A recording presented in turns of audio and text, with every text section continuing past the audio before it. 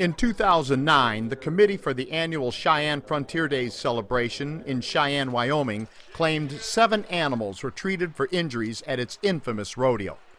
Shark's video documentation showed that the number of animals requiring treatment was more. Dozens of victims were injured.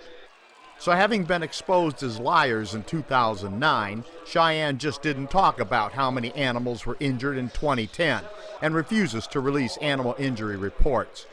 But rodeo promoters couldn't stop Shark's videos that exposed the dozens of injuries to calves, steers, horses, and even a bull whose leg was broken. We won't allow their suffering to simply be forgotten.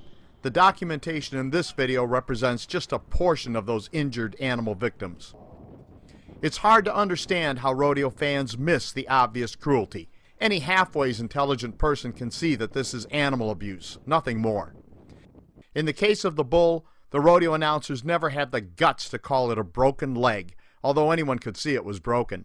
They called it a, quote, injury, unquote, almost like it was just a sprain.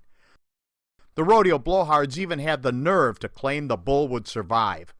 Nonsense. Large animal veterinarian Peggy Larson scoffed at the notion that the bull could be successfully treated due to the complexity of what would be an extremely expensive repair on an animal that could never again be used in the rodeo.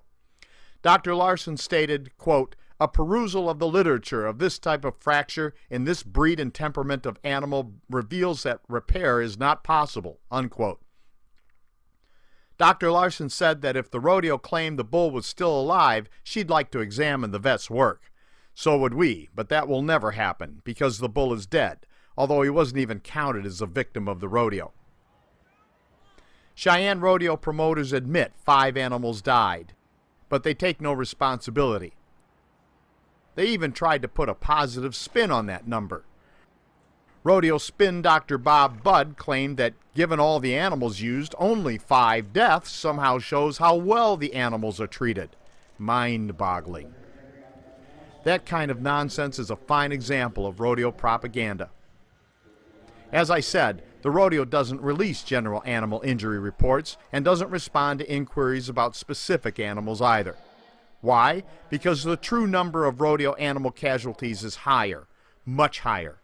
If people knew the true cost to the animals, rodeos would lose most of their spectators and even more of their sponsors, although both spectators and sponsors should already know better than to support this cruel nonsense. If spectators want to see phony cowboys, they should just watch a John Wayne movie. These are just performers in a cruel circus. Real cowboys don't have time for this silliness. There are a number of unethical corporations who sponsor Cheyenne rodeo animal abuse, including American Airlines, Coca-Cola, Dodge, and Sonic. If you care about animals, please say no to these careless and unethical corporate rodeo animal abusers. This is Steve Hindy for Showing Animals Respect and Kindness. We have a saddle horse down at the other end, maybe slipped a bit. Cody, you know what that is? Isn't that oh, we got one over. Now it's looking, everybody in shoot 9. Everybody in shoot 9 is going to clear it out. Everything is okay. Everything's all right. I told you it's going to get wild. It's going to get western. And these horses